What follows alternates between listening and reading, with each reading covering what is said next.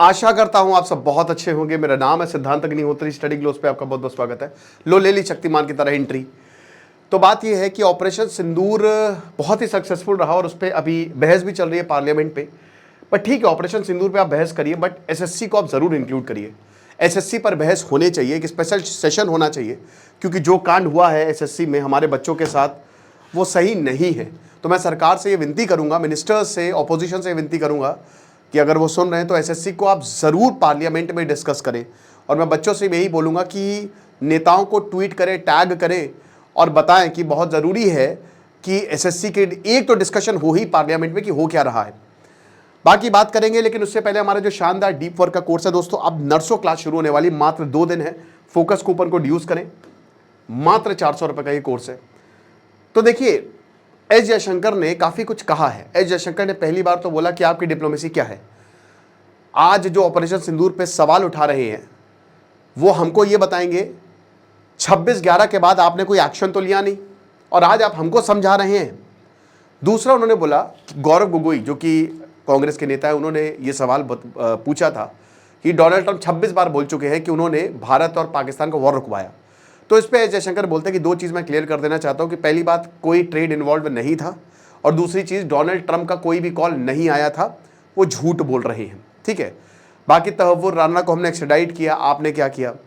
पहले बहुत ही आपका सॉफ्ट स्टैंड रहता था, लेकिन अब हमने बहुत ही तगड़ा स्टैंड रखा है। ऑपरेशन सिंदूर पे 190 देश जो यूनाइटेड नेशन के मेंबर, उसमें खाली 3 ने अपोज किया। हमारी डिप्लोमेसी ऐसी थी कि बाकी सबने, और पहलगांव हमले को सबने कंडेम किया, क्योंकि लगातार गौरव गोगोई और राहुल गांधी ये बोल रहे हैं कि पीओके को आपने क्यों नहीं लिया, पाकिस्तान ऑक्यूपाइड कश्मीर को क्यों नहीं लिया। जयशंकर कहते हैं कि पहली कॉल जो है उधर की तरफ से आया था। अब देखिए, पीओके का लेने का तो बहुत अच्छा मौका था। राजनाथ सिंह ने अपनी स्टेटमेंट में कई बार पीओके का जिक्र किया है। हाल ही में मैं मूवी देख के आया, महातार नरसिम्हा, तो उसमें प्रहलाद का मंदिर भी मुल्तान में है, एक मंदिर जो प्रहलाद को पाकिस्तान में है। तो खैर वो पीओके तो नहीं है, लेकिन पीओके को लेने का बहुत अच्छा मौका तो था, ये बात सच है। लेकिन ऑपोजिशन का क्या है ना कि देखो, पहले वो ऑपोजिशन कह रही थी, मैं एक चीज पैटर्न नोट कर रहा हूं। देखिए, मैं सिर्फ सही को सपोर्ट करता हूं, जहां बीजेपी सही आप सपोर्ट करिए, जहां कांग्रेस सही आप सपोर्ट करिए, सिंपल सी बात है, गलत को नकारिए। लेकिन ऑपोजिशन पहले जब वॉर नहीं हो रहा था तो वो कहते वॉर नहीं होना चाहिए, वॉर नहीं होना चाहिए। ठीक है, जब वॉर की बातें हो रही थी।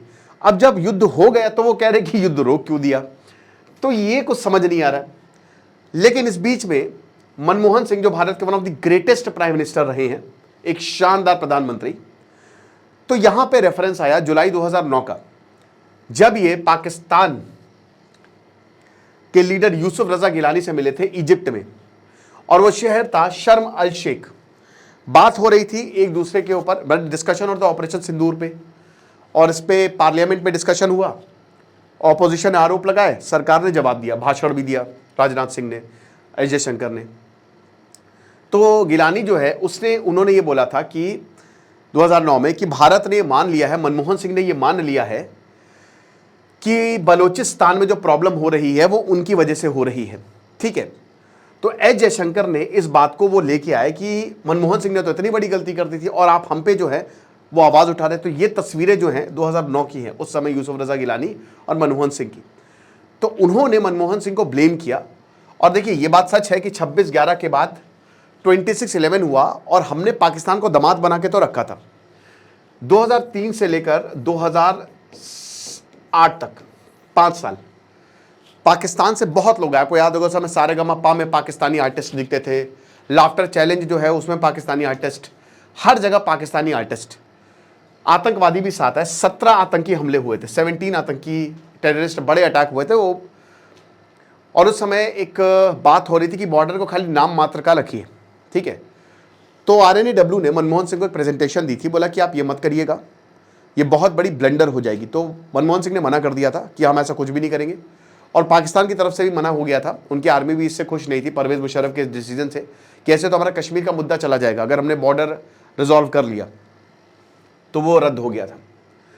26/11 में जब मुंबई अटैक हुआ, इससे पहले 2001 में ऑपरेशन पराक्रम हुआ। ठीक है ना।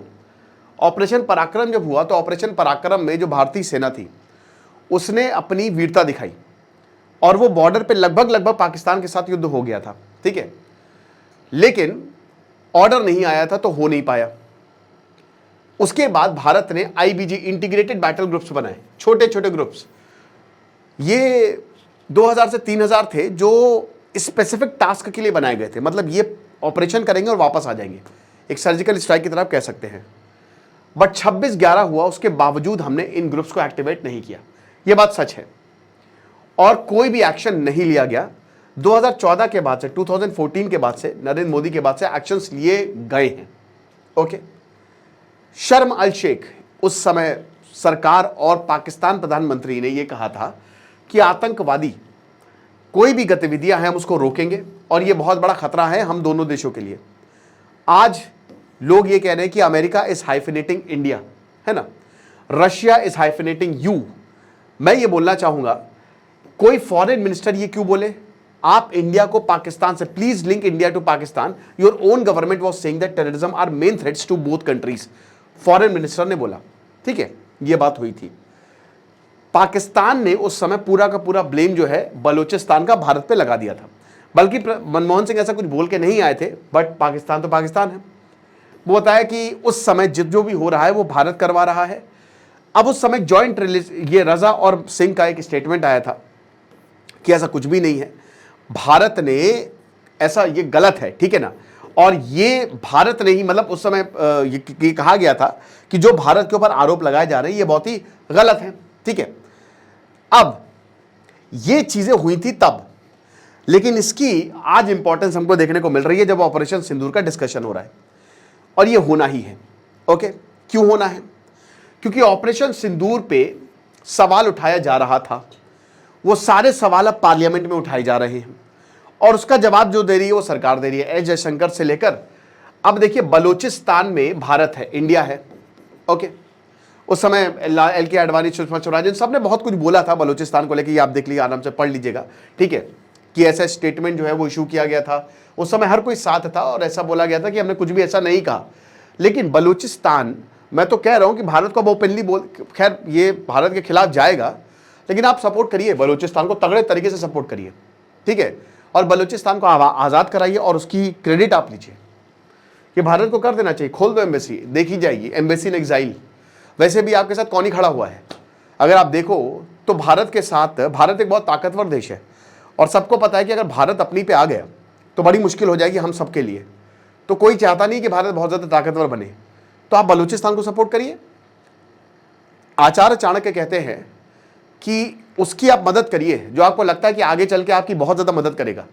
आपने किसी गरीब बच्चे की मदद कर दी, एग्जाम्पल के तौर पर नरेंद्र मोदी की, जिसने भी पहले मदद की, उस समय तो प्रधानमंत्री थे नहीं, बट आज वो प्रधानमंत्री है, तो सोचिए।